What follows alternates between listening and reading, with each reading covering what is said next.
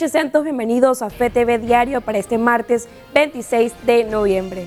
Buenas noches, Daniela, buenas noches, amigos televidentes y radioescuchas. Vamos a arrancar con la información de inmediato para esta noche.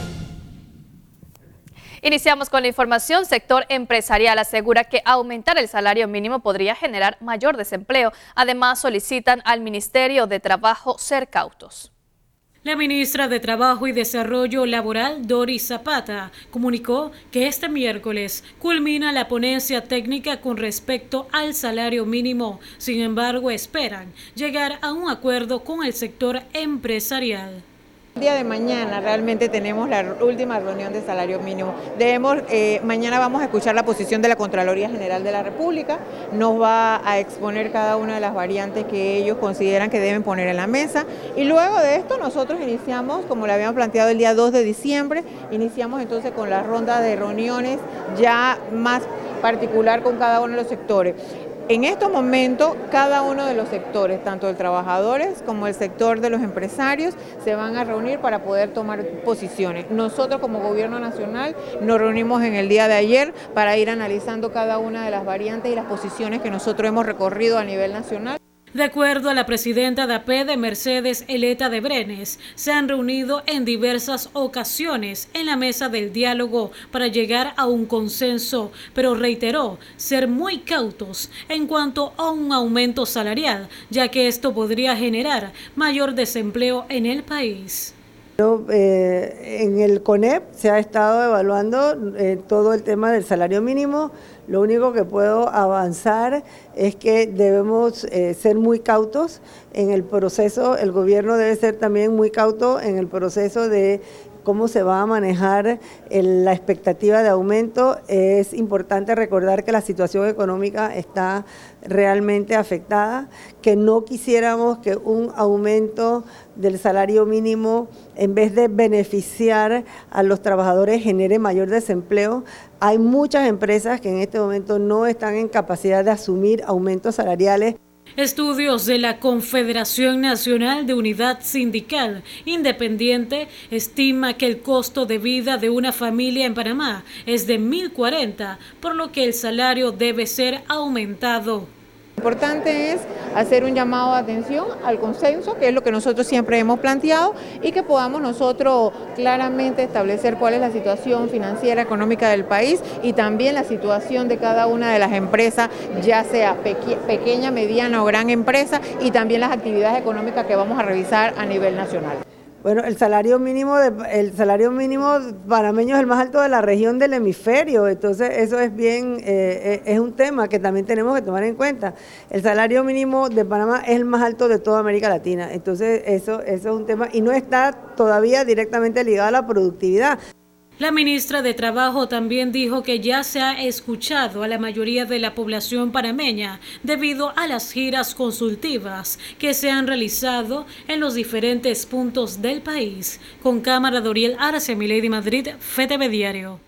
Surgen opiniones por parte del sector empresarial con relación a los nombres designados para magistrados de la Corte Suprema de Justicia por el presidente Laurentino Cortizo.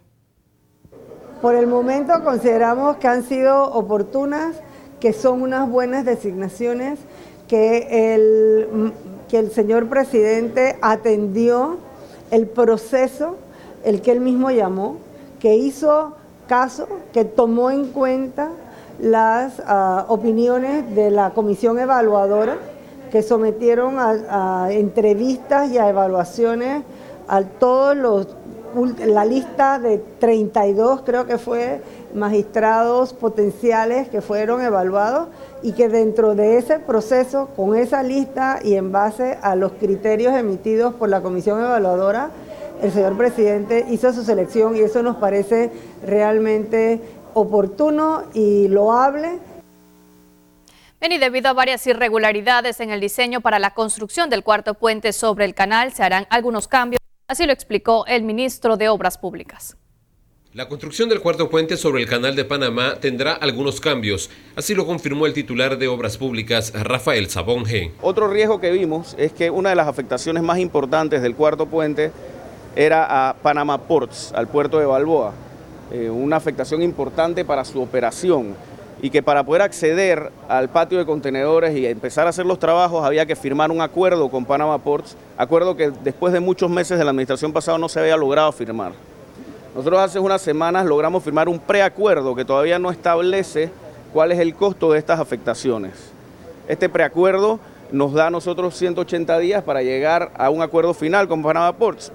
En caso de que no lográramos ese acuerdo final, los trabajos se tendrían que detener. El primer diseño del cuarto puente sobre el canal contemplaba el paso de la línea 3 del Metro de Panamá en esta estructura. Sin embargo, con el rediseño se ha podido conocer que la línea 3 y el cuarto puente serán proyectos distintos. Hay otro riesgo que encontramos también en cómo estaba previsto el diseño original del cuarto puente, y es que las fundaciones de la torre principal del lado oeste recaen en un cambio, en una modificación morfológica del suelo, en donde hay dos tipos diferentes de formación rocosa, en donde se iba a cimentar esta torre. Y esto evidentemente aumenta el riesgo estructural y también aumenta pues el riesgo de diseño del puente. El sector empresarial se ha pronunciado al respecto y han dicho que esperan que los rediseños del cuarto puente no atrasen la obra, que generaría empleos para el país.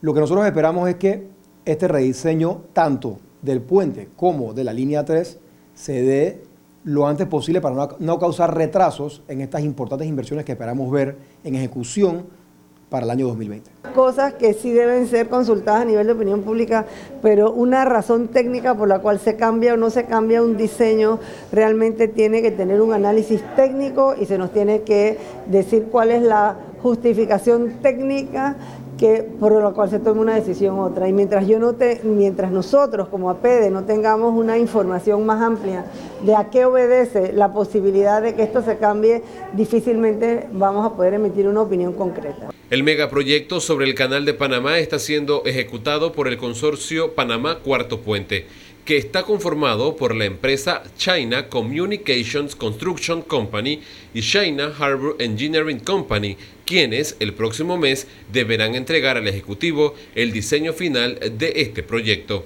Ramsés Betancourt, FETV Diario. El ministro de Obras Públicas, Rafael Sabonge, durante un recorrido hecho en los trabajos de ampliación de la vía Ricardo J. Alfaro, dijo que con el programa Manos a la Obra se han rehabilitado un total de 96 kilómetros de calles en estos 4 meses de gestión. Manos a la Obra incluye ahora mismo 5 grupos de vías que se están rehabilitando en el área metropolitana de Panamá. Con este proyecto nosotros ya hemos rehabilitado unas 96 kilómetros de calles en estos primeros 4 meses que tenemos de gobierno, y pues es un programa que se ve en la ejecución, se ve cómo se están mejorando las vías, la gente está viendo el avance que estamos teniendo y pues estamos impulsando a que ahora que viene el verano pues haya más trabajo y más avance todavía. Y por otro lado, la ampliación y mejoras que se llevan a cabo en la vía Ricardo J. Alfaro tendrán algunos meses de retraso debido a los cambios y modificaciones en la obra, como la construcción de una acera que permitirá a los peatones desplazarse hasta la estación del metro de San Miguelito, así lo manifestó el ministro de Obras Públicas.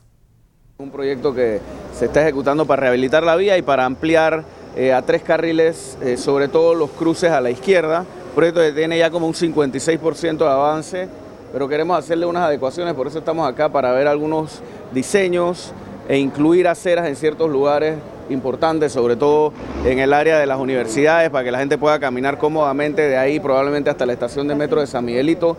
Así que estamos aquí también para ver un poco el avance, los trabajos que se están haciendo y para conversar pues con los contratistas sobre el proyecto.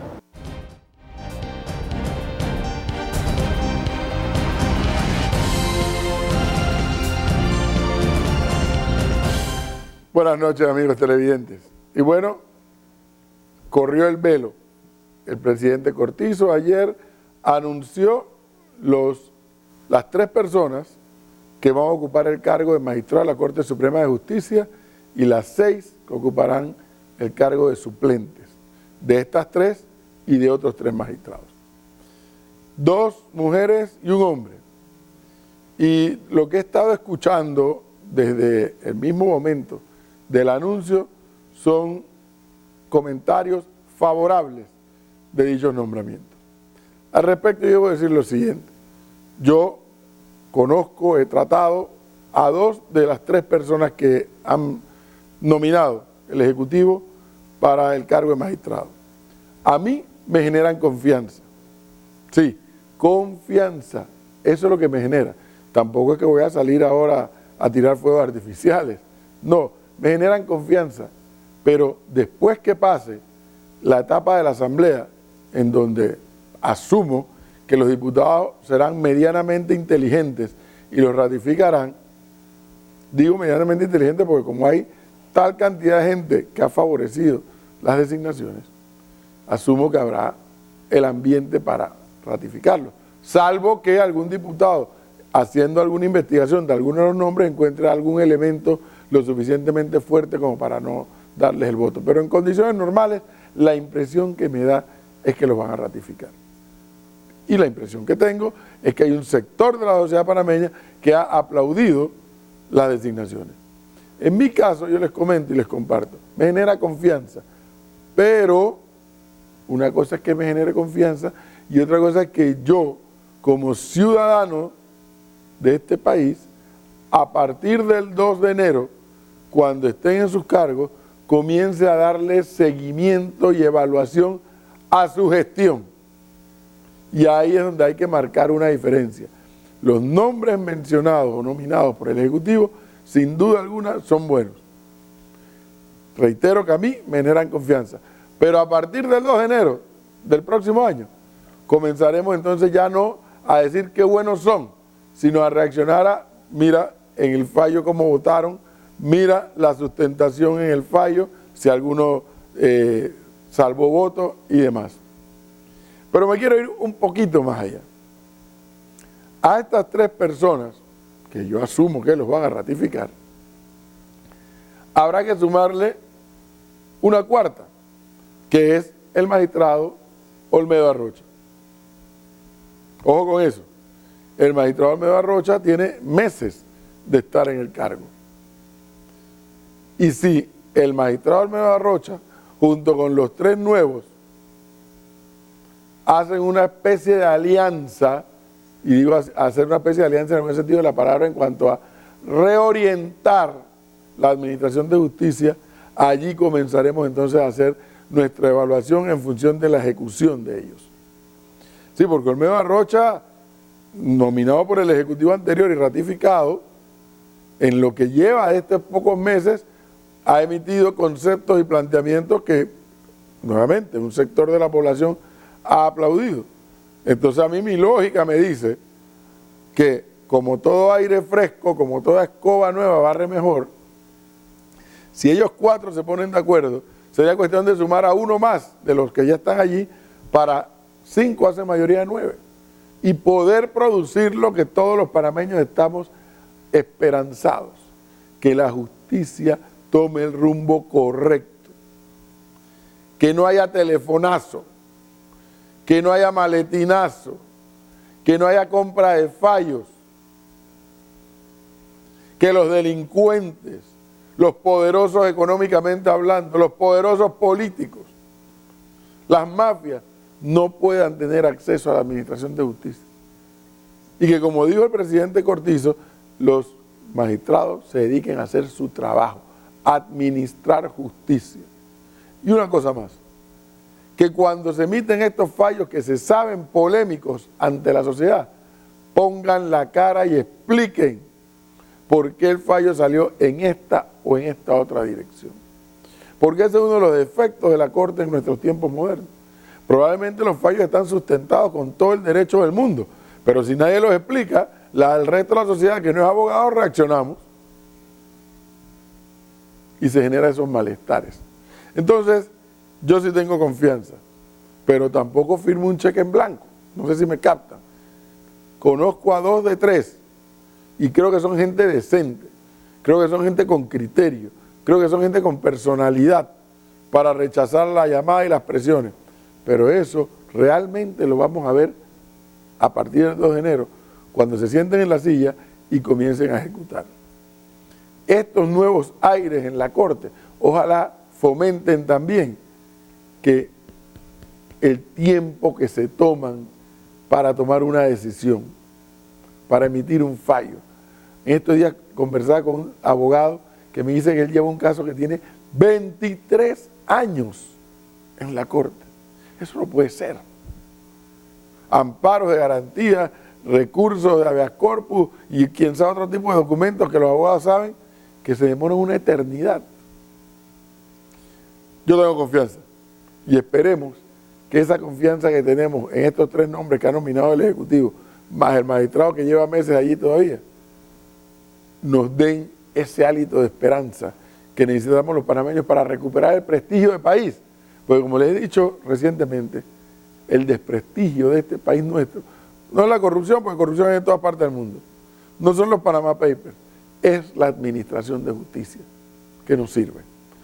Vamos a tener confianza entonces, a esperar que la Asamblea haga su trabajo para saber entonces si el 2 de enero ya estarán en su puesto y comenzar a evaluar la ejecución de estas 3 personas designadas.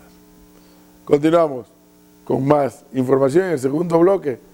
Otro tema de interés para ustedes, el puente y el metro, la línea 3. De eso les quiero hablar en el siguiente bloque.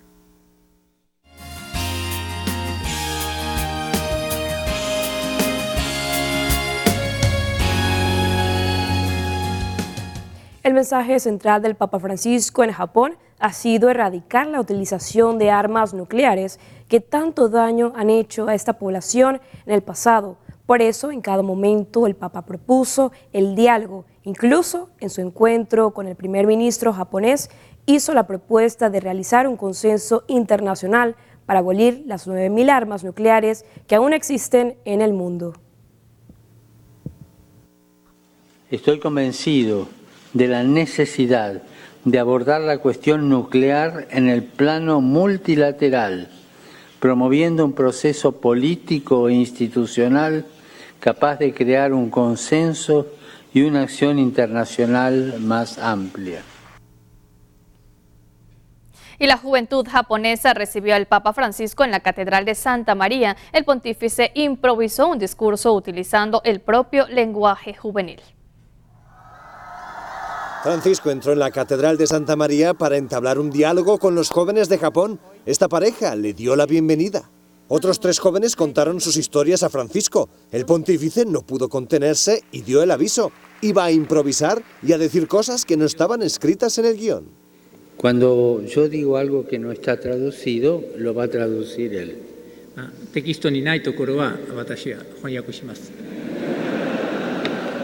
¿De acuerdo? Al Papa le impactó la historia de Leonardo. El joven sufrió humillaciones en el colegio. Había compañeros que se reían de él por su sobrepeso y porque era extranjero. Les quiero decir una cosa a todos que les va a servir en la vida. Mirar con desprecio o menosprecio a una persona es mirarla de arriba hacia abajo. Es decir, yo soy superior y vos sos inferior. Pero hay una sola manera que es lícita y que es justa de mirar a una persona de arriba hacia abajo, para ayudar a levantarla. También reflexionó sobre el problema del narcisismo. Dijo a los jóvenes que si de verdad quieren crecer, deben dejar de vivir para ellos mismos y vivir para los demás, hacerse menos selfies y dejar más espacio al otro. Se han inventado muchas cosas, pero gracias a Dios no existen los selfies del alma. Para ser felices necesitamos pedirle ayuda a los demás, que la foto la saque otro, es decir, salir de nosotros mismos, ir hacia los demás. Aprendan a hacerse esta pregunta, no ¿para qué vivo?, sino ¿para quién vivo?, ¿con quién comparto la vida? El Papa también recordó que entre los presentes había un grupo de refugiados. Pidió a los jóvenes que los miren como hermanos y no como extraños. Al final del encuentro, Francisco recibió un regalo especial, este kimono con frases en varios idiomas, entre ellas algunas como "te queremos", escrita en español. El Papa Francisco retornó al Vaticano después de su viaje a Asia, iniciado el pasado 19 de noviembre. El viaje comprendió 2 etapas. La primera de ellas fue en Tailandia, donde el eje principal fue el diálogo interreligioso y la segunda etapa fue en Japón, donde el Papa enfatizó la importancia de detener la producción de armas nucleares. Este ha sido el viaje número 32 del pontificado del Papa Francisco. Bien, en otro tema, el gobierno de Hungría ha convocado a políticos y religiosos del mundo para unir fuerzas y acabar con la persecución religiosa. Unas 650 personas de 40 países participan en Budapest en una conferencia internacional sobre persecución contra cristianos organizada por el gobierno húngaro. Según sus datos, cada día 11 cristianos son asesinados por motivos religiosos. Es la mayor crisis humanitaria de nuestro tiempo. En el mundo hay 245 millones de cristianos perseguidos, lo que convierte al cristianismo en la religión más hostigada del planeta. La conferencia ha sido inaugurada por el primer ministro Viktor Orbán ante líderes religiosos y expertos de todos los continentes. El primer ministro húngaro dijo que la persecución contra los cristianos es un ataque organizado que no solo ocurre en África y en Oriente Medio. Dice que en Oriente se ataca la cultura cristiana con burlas, humillaciones y con lo políticamente correcto. Ha añadido que si no se protegen los valores cristianos en Europa, en el futuro los cristianos serán perseguidos en Occidente como hoy en Siria o en Irak. El cardenal de Budapest, Peter Erdo, apuntó que la persecución no solo es religiosa, sino anticolonialista o antioccidente. También agradeció el esfuerzo de quienes ayudan a los cristianos expulsados a regresar a su patria. Hungría predica con el ejemplo y cuenta con una Secretaría de Estado dedicada completamente a ayudar a los cristianos perseguidos. Su responsable, Tristan Adveg, es el organizador de este encuentro. Su departamento ya trabaja en 7 países de Oriente Medio y África. En Siria y en Irak han reconstruido hospitales y escuelas, lugares abiertos para personas de todas las religiones. La conferencia internacional sobre cristianos perseguidos continuará en Budapest hasta el próximo jueves. Los obispos del CEDAC, Secretariado Episcopal de América Central, se encuentran reunidos en asamblea para estudiar y reflexionar la realidad de las comunidades diocesanas en la región centroamericana. La asamblea se realiza en Costa Rica y participan 65 obispos. Los prelados iniciaron con un retiro a cargo de Monseñor Óscar Mario Brown Jiménez, obispo emérito de Panamá, reflexionando sobre la sinodalidad de la Iglesia.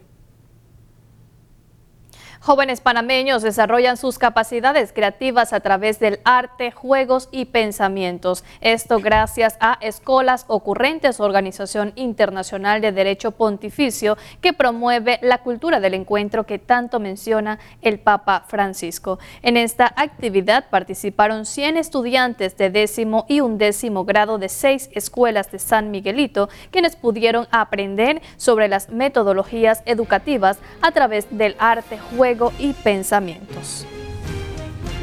Y con esta información nos vamos a nuestra primera pausa comercial en FTV Diario. No le cambie, ya volvemos con más información.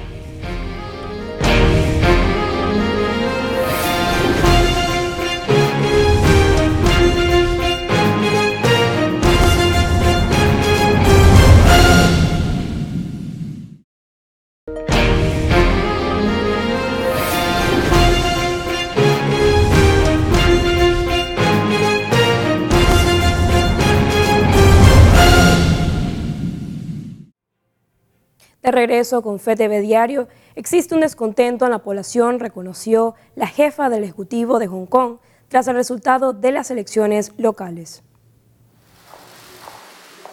Un mea culpa sin concesiones. La jefa del Ejecutivo de Hong Kong, Carrie Lam, reconoció que la abrumadora derrota de los candidatos pro-Pekín en las elecciones locales refleja el descontento de la población, pero prefirió eludir las demandas de los manifestantes pro-democracia y denunció la violencia de las protestas. Somos conscientes de la gran cantidad de votantes que fueron a emitir su voto, tal vez no solo para elegir un candidato preferido para formar parte del Consejo de Distrito, sino también para expresar una opinión sobre muchos temas de la sociedad, incluyendo las deficiencias del gobierno, sobre todo el descontento con el tiempo necesario para lidiar con la inestabilidad actual y, por supuesto, para poner fin a la violencia.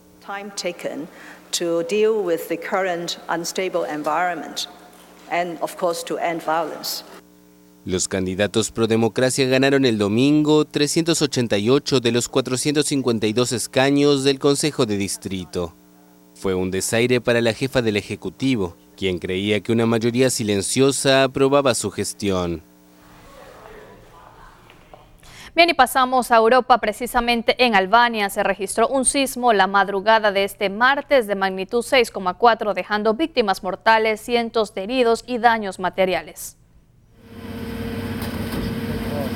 Muertes y cuantiosos daños en Albania tras un sismo que sacudió al país el martes.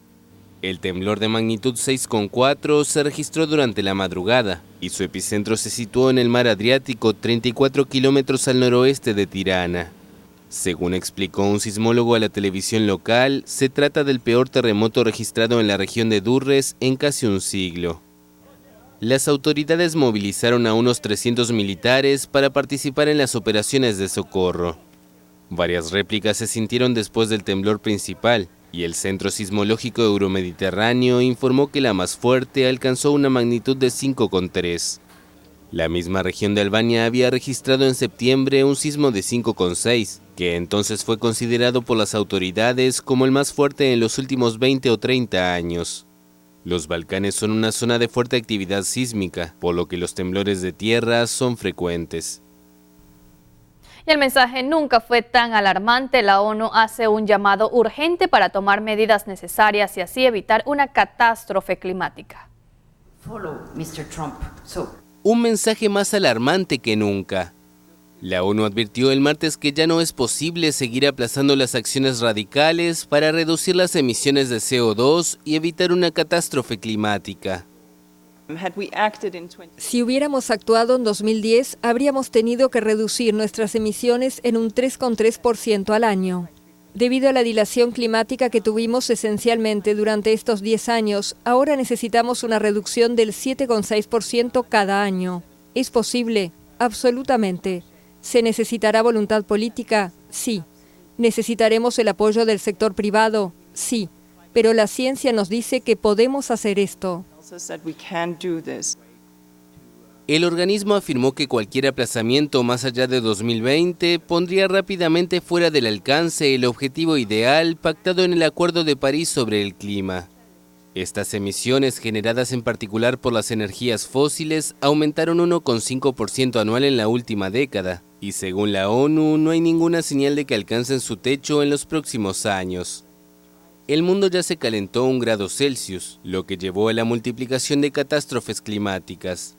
Los últimos 4 años fueron los más cálidos jamás registrados, y cada medio grado adicional agravará el impacto de los desarreglos climáticos. Y en Perú, Keiko Fujimori sale de prisión, enfrentará en libertad la investigación en su contra. Veamos los detalles. Libertad para Keiko Fujimori. El Tribunal Constitucional de Perú falló el lunes a favor de la líder opositora al anular la orden de prisión preventiva que cumplía desde hace casi 13 meses por el escándalo de la constructora brasileña Odebrecht. Ha acordado por decisión mayoritaria aceptar el habeas corpus presentado por la ciudadana Sachi Marcela Fujimori Iguchi en representación de su hermana, la ciudadana Keiko Sofía Fujimori Iguchi. Fujimori fue enviada a prisión preventiva en octubre de 2018 por supuestamente interferir en las indagaciones de la Fiscalía en el escándalo de Odebrecht. Los responsables de la constructora confesaron haber pagado decenas de millones de dólares en sobornos a miembros de la clase política peruana, incluida la primogénita del expresidente Alberto Fujimori y otros 4 exmandatarios. El presidente del Tribunal Constitucional, Ernesto Blume, aclaró que el fallo inapelable de la Corte no es una absolución, pues el proceso contra Keiko deberá seguir en otras instancias judiciales. Yo agradezco a este magistrado tan valiente, tan honorable, de dejar la política a costado, todas las presiones mediáticas de parte del fiscal y tomar una decisión completamente justa y jurídica. Fujimori no será liberada de inmediato. El fallo de la Corte será notificado apenas el jueves. La líder opositora encontrará un escenario político muy distinto al que había en Perú cuando fue enviada a prisión, pues su popularidad ha caído estrepitosamente. El presidente Martín Vizcarra disolvió el Congreso hace 2 meses y convocó a nuevos comicios legislativos para el 26 de enero, en los que el partido de Fujimori, Fuerza Popular, corre el riesgo de perder la mayoría absoluta que tenía desde 2016. Y Bolivia recobra paulatinamente su pulso habitual tras más de un mes de convulsión social. A continuación, los detalles. Bolivia empieza a sentir un respiro de normalidad. Tras más de un mes de crisis, el gobierno transitorio y los movimientos sociales, muchos leales al expresidente Evo Morales, pactaron la paz luego de acordar una nueva elección con fecha aún por determinar. Hemos estado casi un mes, ¿no?, desde que se paralizó esta situación. Ellos están felices, han vuelto, han retornado a clases, han vuelto a ver a sus amigos. De hecho, tienen 2 semanas más para que regularicen toda la cuestión en lo que es a nivel académico, ¿no? Entonces, están chochos, felices, y yo también, por ende, ¿no?, porque los teníamos encerrados a los chicos casi un mes. El tráfico urbano en las principales ciudades también se había normalizado luego de la reanudación del abastecimiento de combustible. Los mercados populares de comestibles paulatinamente se iban abasteciendo, mientras la banca y el comercio habían reanudado plenamente su funcionamiento. El primer día que se levanta el paro, como muertos de hambre han llegado. Han comprado de todo lo que han podido comprar. Decían, ya estoy harta del junior, de la papita, del postre. Por ejemplo, esto no había ni un foto, como decían las señoras. La mayoría de las rutas estaban abiertas al transporte, excepto en la región central de Chaparé, donde los sindicatos cocaleros afines a Morales aún mantienen cortes. Ahí exigen justicia para las 9 personas muertas en la región de Sacaba durante una represión de fuerzas del ejército y policía. Me he sentido más tranquila, he sentido una paz que desde hace un mes no hemos podido encontrar, ¿no? Y bueno, el trabajo también, me he sentido feliz de volver a mi trabajo y trabajar en un horario normal. Los nuevos comicios se llevarán a cabo sin la participación de Morales por primera vez desde 2002. Su partido, el Movimiento al Socialismo, está plenamente habilitado para la nueva contienda. Y continuamos con FETV Diario con noticias nacionales, y es que cifras de maltrato animal van en aumento. Rescatistas exigen a las autoridades colocar sanciones más severas para este delito. Mascota es la compañía que decidiste tener bajo tu responsabilidad para cuidarla y él a ti. Es amigo incondicional que todos los días de tu vida estará a tu lado. Ahora bien, ¿por qué somos capaces de tratarlos bajo maltratos y golpes, sabiendo que no tienen voz ni palabras para defenderse y decir alto al maltrato? Porque te comento cuál es el maltrato más común, es el abandono. Claro que estos casos que hemos visto ya es a lo que se llega ya de último. Pero ¿por qué suceden estos casos? Alguien los abandonó primero.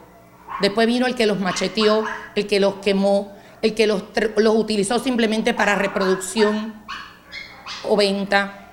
Entonces, pero tenemos que pensar de dónde vienen estos animales que están en la calle. Vienen de la reproducción casera. Entonces empecemos por casa, por esterilizar y castrar nuestras mascotas. La única defensa de un animal es la esperanza que todos los seres humanos tomemos conciencia ante la violencia. Sin embargo, los hechos delictivos en contra de los animales han ido en aumento, donde la principal causa de maltrato es el abandono. Desgraciadamente no vemos ahorita un castigo certero para estos tipos de casos. Siento yo principalmente, y bueno, es lo que compartimos mucho de los que estamos en esto, se necesita la reglamentación de la Ley 70. Dobby, este pequeño perrito con mirada tierna, lamentablemente fue abandonado, pero rescatado por personas de noble corazón que al verlo tirado en medio del corredor norte, no dudaron en parar su vehículo e ir a su rescate. Hoy en día esta mascota tendrá un nuevo hogar en una finca en la provincia de Coclé. Hace como 3 semanas estaba lloviendo bastante fuerte en el corredor norte y a la distancia vimos un pequeño bultito entre el medio de los jerseys, de los 2 paños, y vimos que se movió un poquito. Cuando bajamos la velocidad vimos que el perrito estaba atropellado bajo la lluvia. Nos detuvimos un poco más adelante, tiramos hacia atrás del carro con los intermitentes y poco a poco fuimos bajando a los automóviles que bajaran la velocidad, hasta que un señor se puso de nuestra parte y cerró la vía, y así podemos agarrar al perrito. Lo trajimos aquí a la Fundación San Francisco de Asís para que lo trataran, nos dieron unos medicamentos, le hicieron una curación en la pata y en 3 semanas aquí tenemos a Dobby. Le buscamos hogar desde el día 1 y gracias a Dios ya le encontramos un hogar en una finca en Penonomé. Un lugar que siempre vela por la seguridad de los animales menos afortunados es la Fundación San Francisco de Asís, que le ha tocado recibir animales con severos maltratos, desde quemaduras, golpes que han producido hematomas y cortadas mortales. Pero la ardua labor del personal de esta fundación hace lo mejor para tratar de salvar a estos animales. Muy lamentable, porque así mismo como es un animal lo pueden hacer con una persona y deben de poner sanciones ya, poner la sanción de que vayan presos para que escarmienten, porque si no ponen esas sanciones no vamos a llegar a nada. Van a seguir maltratando a los animales, los van a seguir macheteando, los van a seguir quemando. Nosotros hemos tenido casos de quemados, macheteados, vienen fatales, que no se paran, animales que sufren, que les pegan. El último caso que tuvimos fue un perro que nos dejaron abandonado aquí mismo en el Arco Iris, golpeado la cabeza. Tenía un hematoma en los ojos, la cual vino con todos esos ojos rojos. El perro no se dejaba ni tocar. Rescatistas de animales recomiendan a la población esterilizar a sus mascotas para disminuir la sobrepoblación y así evitar el abandono en las calles. Esto se puede realizar en distintos lugares, como Fundasís, que brinda ayuda a los animales de las calles. Con cámara de Oriel Arcia, Milady Madrid, FTV Diario. Cambiamos de asunto. Ministerio de Trabajo y el despacho de la primera dama firman convenio para crear las normas que atienden la violencia de género en el ámbito laboral, además de establecer una guía de orientación sobre los procedimientos mínimos para abordar estos casos en las empresas. Un protocolo que se firma para prevenir la violencia laboral, para saber cómo identificarla. Entonces es algo muy importante que debemos tener pendiente, y sobre todo en el marco que estamos recordando en el día de ayer, el día de la violencia contra la violencia doméstica. Bueno, sí, para nosotros hoy es un día muy importante y histórico también, histórico porque este es un tema que hemos venido dejando a través del tiempo y que no habíamos avanzado. Hoy, por voluntad política del gobierno nacional, sobre todo implementando cada una de las políticas que nosotros hemos estado desarrollando, firmamos este protocolo que nos va a servir como herramienta para con el sector privado ir avanzando en lo que es la lucha contra la violencia de género. La ministra de Desarrollo Social aclara que la rectificación en el pago de los 120 a los 65 es para evaluar el registro nacional de beneficiarios que realmente lo necesitan. Con relación al tema de la recertificación, se está haciendo una evaluación muy profunda. Hoy tuve reunión con varios organismos que están acompañando este proceso a la Dirección de Inclusión Social del Ministerio de Desarrollo Social, para el próximo año nosotros poder contar ya con lo que va a ser el Registro Nacional de Beneficiarios, que es la herramienta tecnológica con criterios técnicos que nos va a poder permitir evaluar realmente que quienes deban recibir estas transferencias monetarias condicionadas realmente estén en situación de pobreza extrema. Es decir, tenemos que focalizar y priorizar los recursos institucionales del MIDES para que llegue realmente a las personas que están, o hogares que están en situación de pobreza extrema en el país. Y lo que busca esa recertificación no es quitar ni eliminar transferencia monetaria condicionada. Y la provincia de Bocas del Toro fue el escenario para el cuarto encuentro de jóvenes afropanameños. Edgar Huxon nos cuenta los detalles en la siguiente nota. Así gracias, compañeros, desde la provincia de Bocas del Toro y Las Bastimentos estamos por acá compartiendo con un grupo de jóvenes a nivel nacional que han venido para poder compartir temas muy importantes, ya que el próximo año se va a dar lo que es el censo 2020, un censo en donde se va a poder contar a la población general de Panamá, en donde también tocaron temas importantes como el designio de los afropanameños. Vamos a conversar con también la organizadora, hablamos de Estefany Murillo, y esto nos comentó. Ya los jóvenes de todo el país, básicamente con representación de Colón, Ciudad Capital, Darién, Coclé, Chorrera, Los Santos y Bocas del Toro, en varias comunidades, vinieron aquí más de 100 jóvenes para capacitarse con el Instituto Nacional de Estadística y Censo, la Mesa Técnica Censal, diferentes organismos internacionales como el BID, el Banco Mundial y las Naciones Unidas para agarrar estos conocimientos para poder sensibilizar a las diferentes comunidades, tanto la comunidad de Bastimentos que estamos ahorita mismo en Bocas del Toro, como las diferentes comunidades donde los jóvenes tienen sus diferentes liderazgos. Bien, por su parte conversamos también sobre estos temas importantes con la ministra del Ministerio de Desarrollo Social, hablamos de Marcoa Concesión, quien nos habló acerca de esta importante actividad en donde reúne a diferentes provincias y comarcas de Panamá. Ser igual al de todo el mundo, o sea, discrepar, posicionar sus pensamientos y sus ideas en contraposición a lo que el resto de las demás personas pensemos es importante también, porque no tenemos por qué pensar igual. Bien, recordemos que los afropanameños tienen un rol muy importante y sobre todo los también panameños que tenemos que desarrollarnos para poder mejorar nuestra condición social, y estas actividades en donde estos jóvenes pudieron compartir, se pudo observar que los jóvenes estuvieron trabajando en talleres y dinámicas importantes que van a fortalecer lo que es la igualdad para todos los panameños, sobre todo las personas que viven en esta isla de Bastimento en Bocas del Toro. También conversamos con jóvenes quienes participaron de esta importante actividad y esto nos cuentan. Nosotros pasamos por muchos problemas como no poder conseguir trabajo, la discriminación y muchas otras cosas. Aquí nos están enseñando cómo afrontar eso, cómo manejar eso y cómo transmitir eso a los demás panameños que habitan aquí y que no se consideran afrodescendientes porque desconocen qué significa afrodescendiente. Bueno, mi experiencia dentro del campamento fue fenomenal porque aparte que pude conocer chicos demasiado talentosos y con ganas de salir adelante, me he dado cuenta que estamos conscientes de lo que es el Censo 2020 y queremos que otros chicos también se apoderen y se empoderen de esto para que las personas adultas vean que los jóvenes no somos el futuro, sino que somos el presente.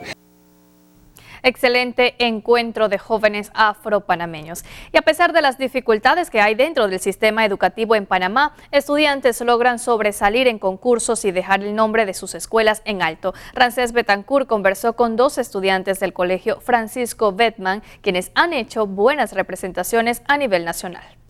El sistema educativo en los últimos años ha sido cuestionado tanto por estudiantes, docentes y miembros de la sociedad panameña. Sin embargo, a pesar de esto, en las aulas de clases hay estudiantes que día a día buscan ser agentes de cambios para el país. Y por esta razón, el equipo de FETV Diario ha conversado con 2 estudiantes del Colegio Francisco Beckman, ubicado en las cumbres al norte de la provincia de Panamá, quienes han logrado sobresalir en importantes concursos nacionales y han dejado el nombre de su escuela en alto. Esto es algo extraordinario de estos estudiantes y siento que al sobresalir estos estudiantes en diferentes facetas, estamos cumpliendo con uno de los objetivos de la educación, es decir, la formación integral de ellos, ¿sí? Que no es solamente los conocimientos, sino estudiantes que estén preparados con algunos valores agregados, como es el caso de la oradora, por ejemplo, Yesiel, que es buenísima en oratoria, entonces una de las mejores oradoras a nivel estudiantil que tenemos, ya que se sobresalió pues, en ese concurso nacional. El concurso nacional de oratoria que se desarrolló recientemente ha marcado la vida de Jaciel Barreno, quien indica que aunque no es una estudiante con las mejores calificaciones, las ganas de ser mejor ciudadana la ha llevado a ocupar el 3er lugar de tan prestigioso concurso. Esto es algo que nadie sabe y es que yo no quería participar este año. O sea, prácticamente al principio era obligada por el hecho de que sentía desconfianza porque yo no soy una estudiante, o sea, no soy la mejor estudiante académicamente hablando. Entonces eso generaba desconfianza porque el concurso es académico, o sea que tengo que saber muchísimo. Pero luego de estar allí entendí que mis notas no me definen y que yo, siendo una estudiante regular, como lo dirían muchas personas, puedo hacer lo que yo quiera si me lo propongo. La madre de Jaciel destaca que todos los estudiantes tienen una característica diferente y es por ello que apuesta a que los educadores y los padres de familia puedan confiar en los estudiantes panameños. Porque es que las inteligencias son variadas y todos nosotros debemos entender eso. Los profesores, los padres, los compañeros, el país en general. Las inteligencias son múltiples, son variadas y cada estudiante y cada joven tiene su fortaleza y no podemos medirlos a todos por la misma métrica. Entonces lo importante, como yo le digo a todos los estudiantes, es descubrir cuál es su habilidad y de eso que ellos descubran, potenciarla, porque el colegio le va a dar el apoyo y le va a dar la plataforma para que se desarrollen. El Colegio Francisco Beckman en los últimos años ha sobresalido en diversos concursos como el de oratoria, banda de música y Manuel F. Zárate, en donde recientemente un estudiante de este centro educativo ha impactado a miles de usuarios de redes sociales con su voz. Madre, enséñanos a amar. María, Madre, enséñanos a amar al Hijo, amar a Dios. En ti es siempre un mismo amor. En ti es siempre un mismo amor. Se trata de Milagros, quien a pesar de su discapacidad visual, dice que ha podido salir adelante. Estaba muy nerviosa porque hay gente que pues puede cantar mejor que yo o tiene más capacidades, pero comprendí que mis discapacidades no me obstruyen mi camino, sino que me dan más oportunidades de seguir adelante, ¿no? Y comprendí eso y le di más sentido a mi vida, pues. Porque pues aunque mi discapacidad es que no puedo ver con los ojos naturales, sé que veo mucho más allá de lo que todos podemos ver. Su madre ha conversado con FETV y destaca que es necesario que los padres de familia con hijos con discapacidad los ayuden a ser ciudadanos de bien para el país. De muy chiquita ha demostrado que ella puede y siempre he estado ahí para decirle, tú puedes, mami. Nunca le digo no, o nunca le digo no puedes hacerlo, siempre la apoyo. Como Jaciel y Milagros, hay miles de estudiantes que aún no han encontrado este apoyo para marcar su norte y estas jóvenes le envían un mensaje. A esos chicos y chicas les exhorto a que sigan adelante porque dice la palabra de Dios que todo obra para bien y entonces si Dios te ha permitido esto es por un propósito. Es enorgullecer a mis padres, no solamente a mis padres sino a mí misma, porque si ya dije que mis notas no me definen, tengo que seguir con ese precedente. Voy a estudiar muchísimo, voy a prepararme, tal vez no lo haga aquí en Panamá, pero voy a traer todo lo que aprenda del extranjero para retribuírselo a mi país en agradecimiento por todo lo que ha hecho por mí. Ramsés Betancourt, FETV Diario. Muchísimas gracias a Ramsés, excelente mensaje de estas estudiantes panameñas. Vamos a realizar una pausa y ya volvemos con FETV.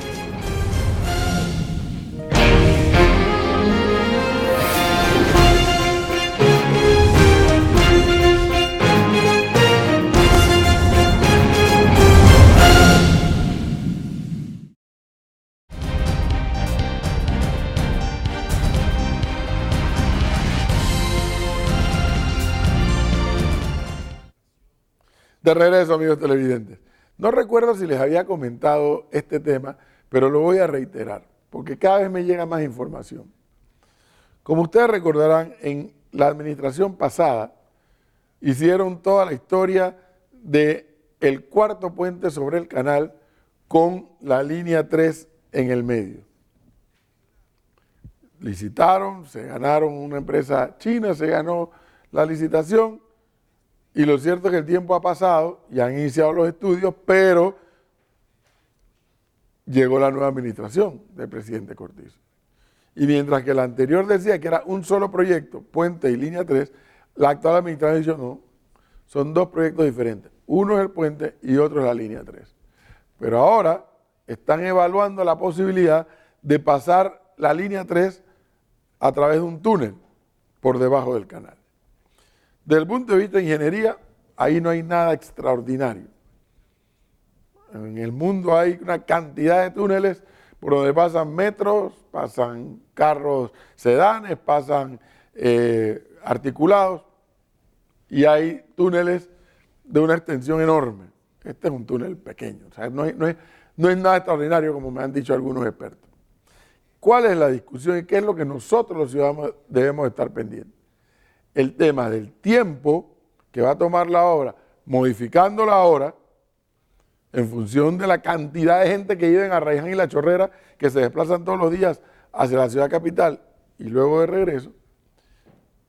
Y por otro lado, el costo. No, yo no voy a discutir que el túnel sea una opción, pero sí creo que nos tenemos que preocupar por saber, bueno, y modificar el proyecto, cuánto nos va a costar, porque hubo una empresa que se ganó el puente, y esa empresa lo que tiene que hacer es dejar el espacio para la línea 3, y detrás tenía que venir la otra empresa a construir la línea 3. Esa es una coreana, ustedes recuerdan que eso fue recientemente. La otra es una empresa china. Pero nuevamente, esa toma de decisión de sacar la línea 3 del puente y meterlo por un túnel, ¿genera costo? Evidente que sí. Pero ¿cuánto más? O cuánto menos, según fuera el caso. Dudo que cuánto menos. Pero ¿cuánto más nos va a costar? Uno. Dos, regreso al punto primero. El tiempo. Esa gente de Panamá Oeste, de Arraiján y La Chorrera, que tienen que pararse a las 3, 4 de la mañana para coger camino hacia la ciudad capital, eso es infame. Y la verdad sea dicha, probablemente la idea de modificar el proyecto del cuarto puente es buena, no lo voy a discutir, no tengo elementos para discutir si es buena o es mala, no voy a discutir que sea buena. Pero cada decisión que se toma de cambiar algo en el proyecto afecta al tiempo. Estamos hablando de 500.000 de personas que viven en Arraiján y La Chorrera. De ese 500.000 hay una cantidad enorme que entra todos los días a trabajar aquí a la capital. Observen ustedes que en ese sentido la presión del sector este se siente menos. ¿Por qué? Porque el sector este ya tiene la línea 2 y la línea 1 para llegar al centro. De allí la importancia de la línea 3. Pero toda modificación no solamente conlleva costos, sino conlleva tiempo de ejecución y de finalización de la obra. Entonces hay que pedir a las autoridades, tanto del Ministerio de Obras Públicas como del Metro, que compartan toda la información en aras de la transparencia y de que todos estemos manejando la misma información para que no haya cortocircuitos después, para que no haya dudas y para que todos estemos pendientes de la ejecución de la obra y naturalmente los costos y del tiempo que va a tardar. Presten atención a una obra que es fundamental para mejorar la calidad de vida de toda esa cantidad de panameños que viven allende el Puente de las Américas o allende el Puente Centenario. Continuamos con más información en la parte final de este informativo.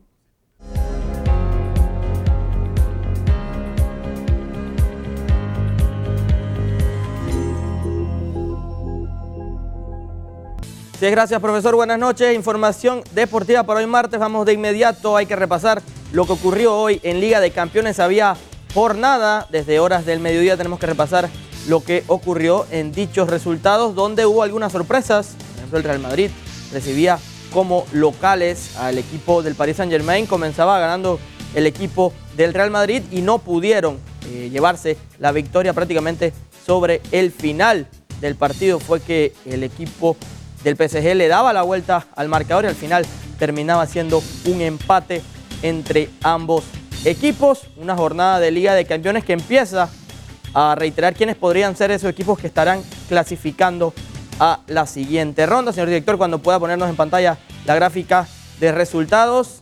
Real Madrid y PSG empataron 2-2. El equipo del Tottenham venció 4-2 al Olympiacos. Estrella Roja quedó derrotado 6-0 ante el Bayern. Manchester City 1-1 empató ante el equipo del Shakhtar. El Atalanta venció 2-0 a su rival, la Juventus. Venció 1-0 al Atlético de Madrid. Galatasaray empató 1-1 ante el Brujas. Y el Leverkusen también sacó una importante victoria 2-0. Para mañana hay más partidos y hay que hablar del Fútbol Club Barcelona, que se prepara para lo que va a ser su enfrentamiento ante el Borussia Dortmund, equipo alemán. Ya el equipo catalán se encuentra en territorio alemán para lo que va a ser su partido del día de mañana. Un equipo del Barcelona que tiene muchas bajas para el día de mañana y está la duda de si podría sacar el equipo catalán la victoria como visitantes el día de mañana. Vamos a escuchar lo que dijo Ernesto Valverde en conferencia de prensa. Bueno, marejado va a haber siempre, no nos vamos a engañar. Estamos en el club en el que estamos y sabemos que siempre va a ser así, porque si no es por una cosa va a ser por otra. Entonces, ahora venimos de ganar un partido en el que hemos sufrido mucho, en el que, bueno, en el que se nos puso el partido cuesta arriba y le dimos la vuelta al final, pero fue un partido muy sufrido y ya sabemos que aquí pues, se nos exige ganar, dar una lección de fútbol en cada partido y a veces es complicado y a veces no lo conseguimos. Sabemos la dificultad que tiene el partido, sabemos que el Dortmund es un gran equipo, que tiene grandes jugadores, además capaces de darle la vuelta a un resultado adverso como hicieron con el Inter, como hicieron el otro día con el Paderborn en la Bundesliga, y eso lo tenemos que tener, y eso lo sabemos el tipo de equipo que son y la dificultad que tiene. Estamos en la Champions, pero bueno, pero es verdad que esa oportunidad la queremos aprovechar. Veremos qué ocurre mañana en este partido, que será sin duda el partido de la jornada de mañana miércoles. Tenemos que cambiar de tema, hay que hablar de nuestra selección femenina, quien se va a iniciar a preparar para lo que va a ser ese torneo sub-20 preolímpico de cara a lo que sería la clasificación rumbo a Tokio del próximo año. Y es que el nuevo técnico de la selección, Kenneth Ceremeta, llamó a varias jugadoras del plano local a entrenamientos a partir de esta semana. Las porteras Giselle Herrera, Yaisuri Rosales, Hilary Vázquez, Nadia Ducreux, Sacha Fábrega y Ailín García. Las defensoras Sciandra González, Juliet Araúz, Solemar Ortiz, Ariani Argüelles, María Murillo, Catherine Castillo, Yerenis de León, Dayana Fernández, Keisha Sinclair, Arlene Hernández, Marjorie Pérez, Hilary Jaén y Onelis Alvarado. Y las volantes María Guevara, Lauri Batista, Darlene Branda, Aldrid Quintero, Mariana Molina. Y las delanteras Marta Cox, Erika Hernández, Katiuska Domínguez y Amarelis de Mera. Hay que decir que Panamá está en el grupo A de la venidera competición junto a Estados Unidos, Costa Rica y Haití. Vamos a ver cómo le va a Kenneth Ceremeta en lo que será estos entrenamientos y lo que va a ser este proceso, a ver si logran la clasificación a Tokio 2020. A la luz, Daniela, voy con ustedes y la parte final del noticiero. Gracias, Alejandro, por la información deportiva para esta noche. Queridos amigos, gracias por informarse con nosotros aquí en FTV Diario. Llegamos a la parte final, les esperamos mañana con más información. Feliz noche.